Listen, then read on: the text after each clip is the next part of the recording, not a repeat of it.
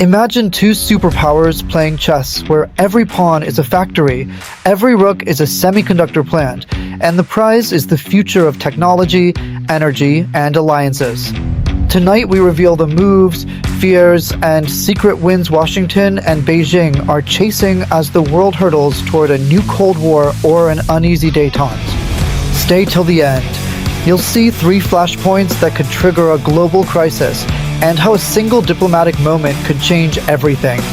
The US made strategic moves like the CHIPS and Science Act, allocating over $52 billion to boost domestic semiconductor manufacturing. They've also imposed export controls on advanced computing chips, aiming to limit China's access to critical resources. China counters with Made in China 2025, investing heavily in its domestic semiconductor industry for technological self-sufficiency. They also leverage their dominance in critical minerals, like rare earth elements, as a strategic response to US restrictions. The US fears losing its technological supremacy, essential for economic and military power, alongside concerns about China's surveillance capabilities. China's core anxiety is economic containment and potential disruption of its technological development due to reliance on foreign technologies. One flashpoint is Taiwan's semiconductor industry. Any disruption to its significant global production would have far-reaching consequences. Another potential crisis involves critical resource supply chain disruptions, given China's dominance in rare earth elements. Finally, a major cyber attack targeting critical infrastructure could escalate tensions and trigger retaliatory measures. Despite these tensions, a diplomatic moment, perhaps through structured dialogue like the US Trade and Technology Council, could pave the way for a more stable relationship.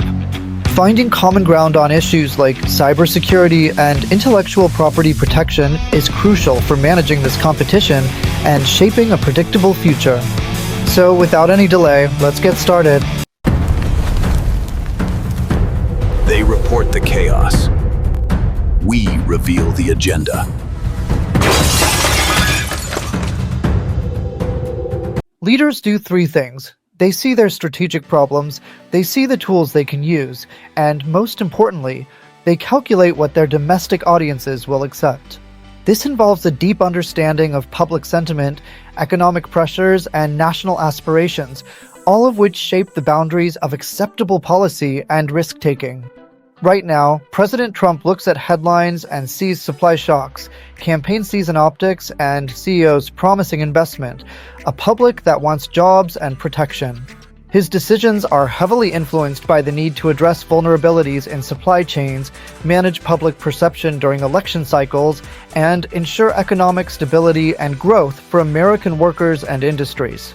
Xi Jinping sees technology gaps, an impatient elite demanding global status, and a military under pressure to deter moves on Taiwan.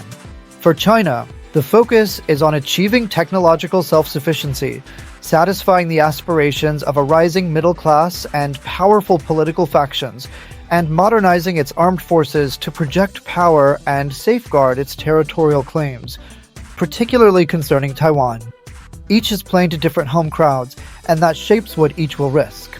The distinct domestic pressures and expectations in the United States and China fundamentally influence the strategic choices and the level of risk each leader is willing to undertake in the global arena.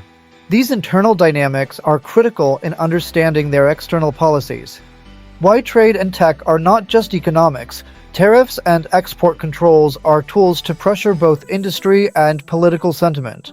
These measures are strategically deployed to gain leverage, disrupt competitors, and reshape global economic landscapes, extending their impact far beyond simple financial transactions to influence national security and geopolitical standing.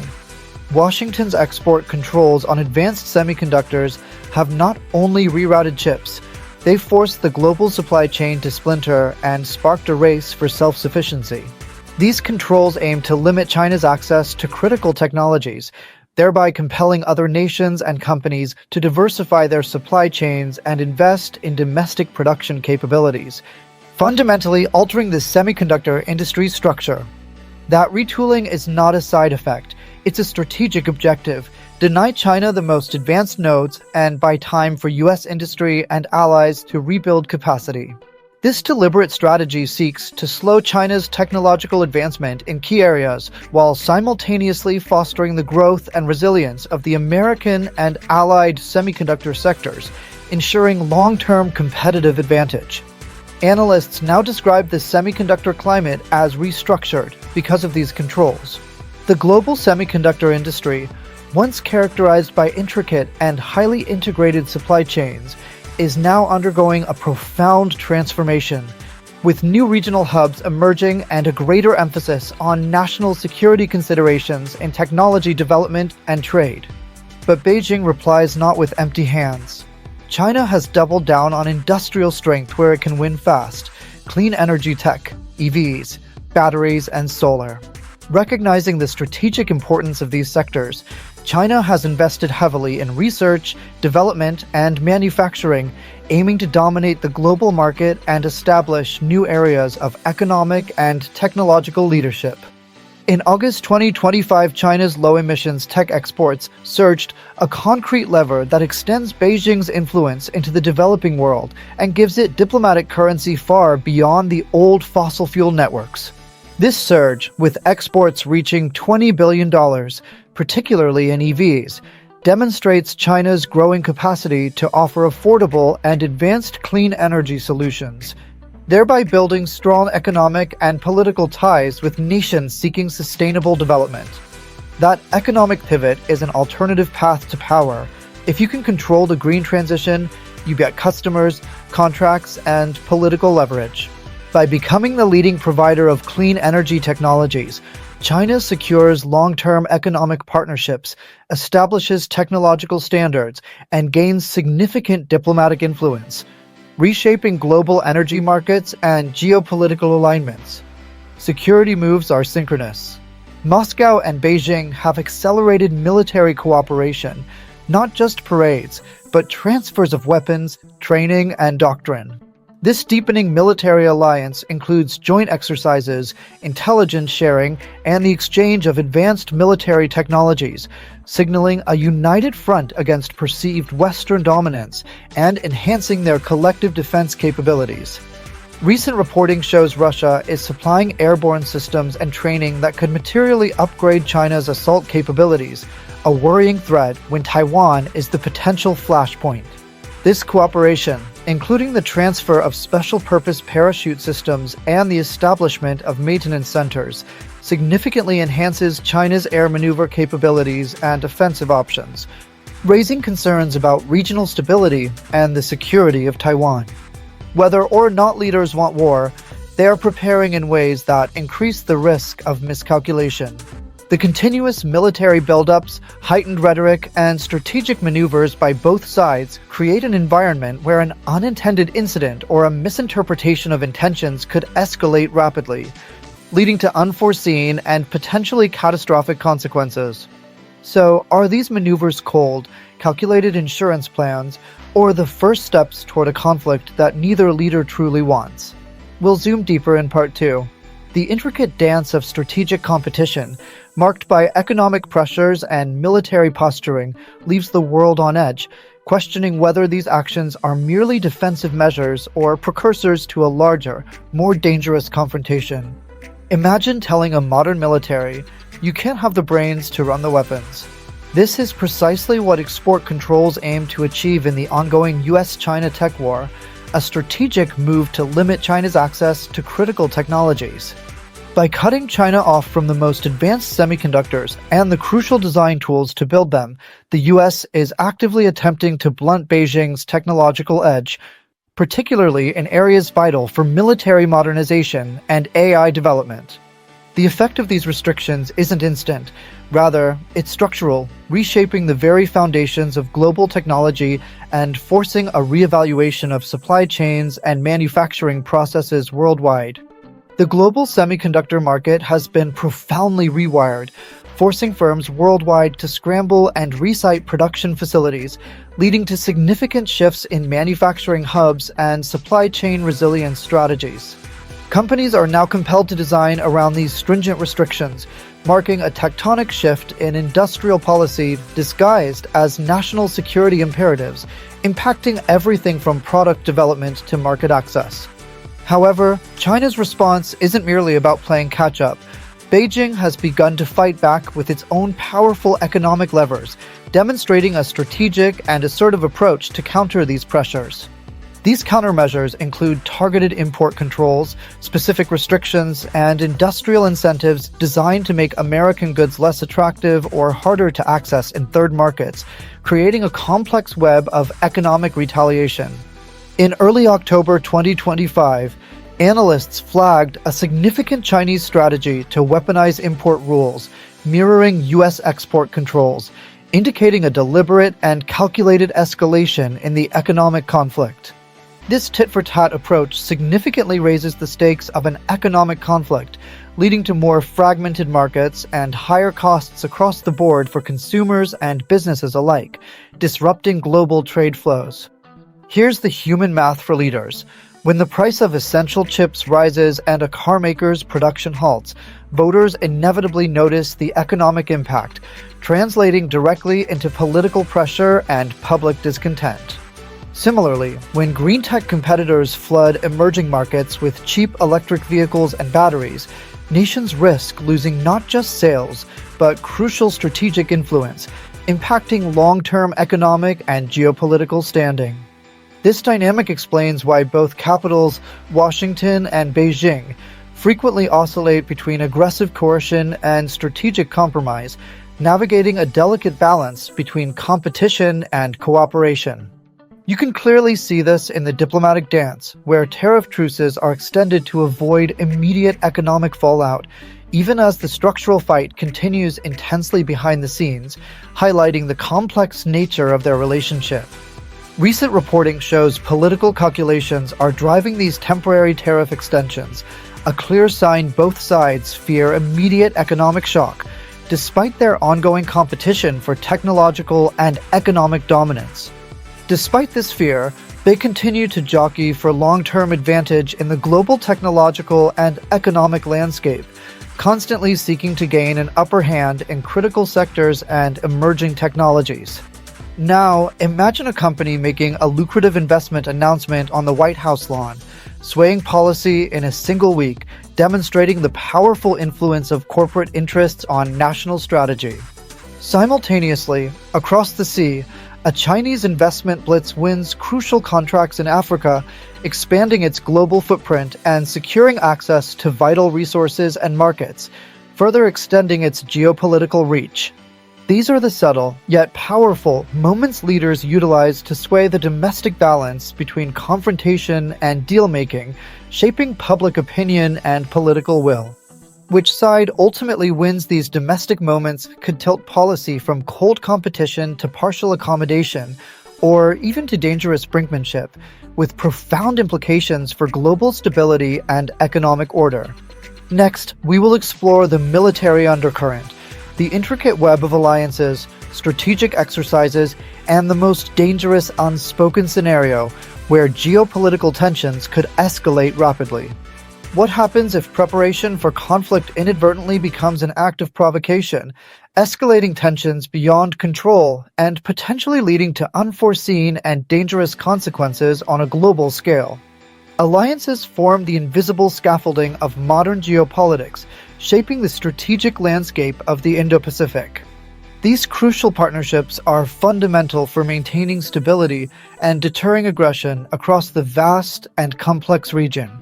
For Washington, strengthening partners in this vital region serves as both a powerful deterrent and significant leverage against rising challenges. The United States heavily relies on its extensive network of alliances to counter China's growing influence and assert its strategic interests. Indeed, we are witnessing a rapid proliferation of new defense pacts spreading across the Pacific, redefining regional security dynamics. A prime example is the landmark defense treaty signed on October 6, 2025, between Australia and Papua New Guinea. This agreement represents an explicit regional integration step, deepening their bilateral security ties and fostering mutual support. It signals closer security coordination within a strategic maritime theater, particularly vital for regional stability and defense. From Beijing's perspective, every new pact is viewed as direct evidence of encirclement, a strategic move to contain its power. Conversely, Washington frames these efforts as building a robust network of partners designed to raise the cost of coercion and maintain a free and open Indo-Pacific. However, regardless of intent, alliances inherently amplify risk within this volatile environment, creating complex interdependencies. What begins as a purely defensive pact can quickly draw external powers into a localized crisis, escalating tensions beyond initial scope. The AUKUS project, a trilateral security pact between Australia, the United Kingdom, and the United States, continues to survive and grow. This initiative focuses on technology sharing and the development of nuclear-powered submarines for Australia, a significant strategic asset. AUKUS is seen as a direct response to China's growing power, underscoring a U.S. strategy to solidify high-end capabilities with Australia and other key allies. This continuity is crucial. It signals to Beijing that certain partners are prepared to invest decades into asymmetric capability building.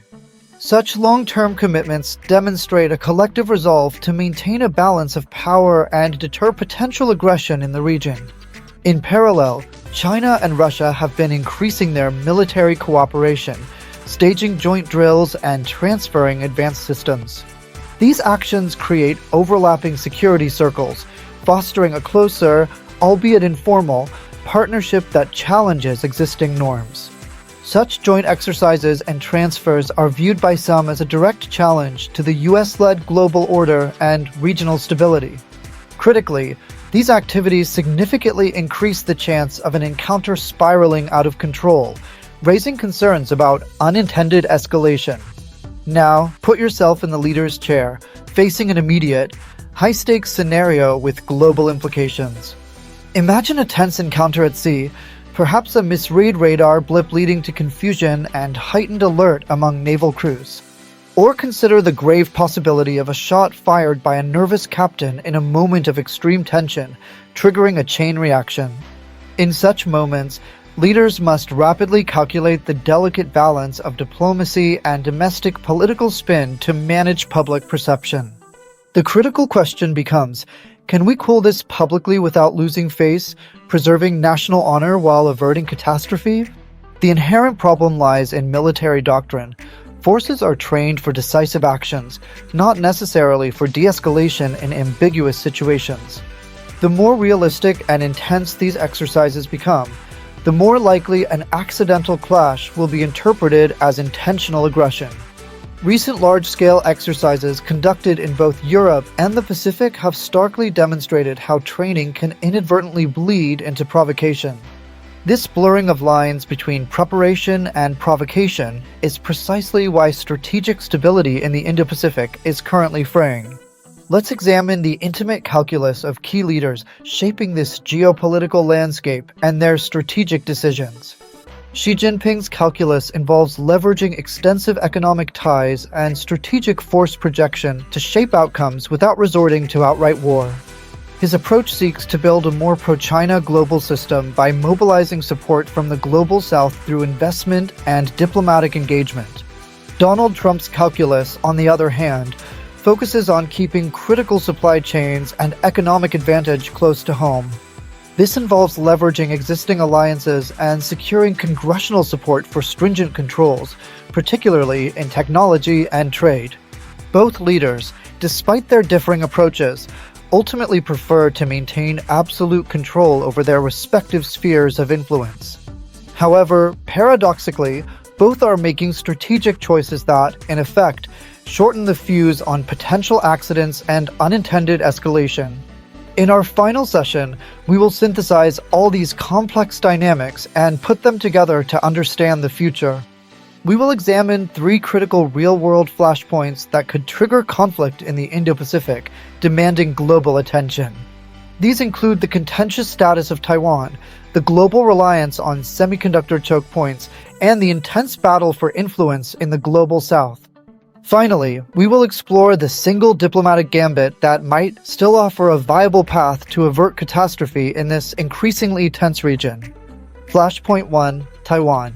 It's the nuclear core of this rivalry, not in weapons, but in consequences. If Beijing attempts coercion by force, even limited, it risks triggering alliances, blockades, and a global supply shock. Recent reporting shows capabilities transfer from Russia to China that could materially change the balance of airborne operations, a detail that should make every policymaker uneasy. The strategic geometry is simple. Taiwan's fall or a major blockade would cascade into economic and military escalation across the globe. Flashpoint 2. Chips and choke points. Fabs are concentrated, supply chains are long, and a single policy shock, a new round of US restrictions or Chinese countermeasures, could stall industries worldwide. We're not talking theory. Export controls have already reshaped the industry's map. A simultaneous trade and technology squeeze could create political pressure so intense that leaders make reckless military bets to distract or coerce. Flashpoint 3. Influence in the global south. China's cheap cleantech exports and investment blitzes have rewritten how states choose partners. When a Pacific island signs a defense pact or a developing country chooses Chinese energy infrastructure, it shifts the local balance, and those shifts add up. In early October 2025, we saw China's cleantech exports surge, making Beijing a powerful supplier of the green transition and a new tool of influence. That economic reach can be just as consequential and destabilizing as any military deployment.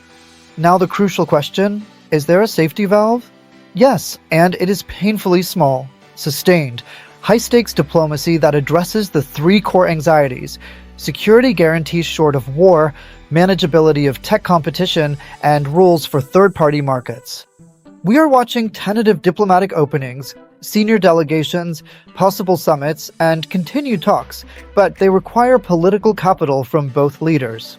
Analysts note that a potential summit is being discussed, and the balance between hawks and moderates in Washington and Beijing will determine whether diplomacy turns into a durable deconfliction mechanism or a stage for public competition. Picture, for a moment, a single meeting room where two leaders agree on three things: rules for military encounters, clear norms for critical tech trade, and a joint pledge to insulate third-party markets from coercion. That meeting would not make the rivalry vanish, but it could buy the world time to disentangle economies and lower the temperature. The real drama is that both sides can see the logic, but each fears being the first to concede advantage. That fear makes the next year the most dangerous yet. If you want to understand what happens next, watch three things. 1. Decisions on export controls and their enforcement. 2. Military encounters in the Taiwan Strait and the South China Sea. And 3. The diplomacy track, summits, defense pacts, and investment announcements. Subscribe, because in the next episode we will unpack each of those items with live timeline updates and explain how every viewer, every voter, is actually part of this global chess match.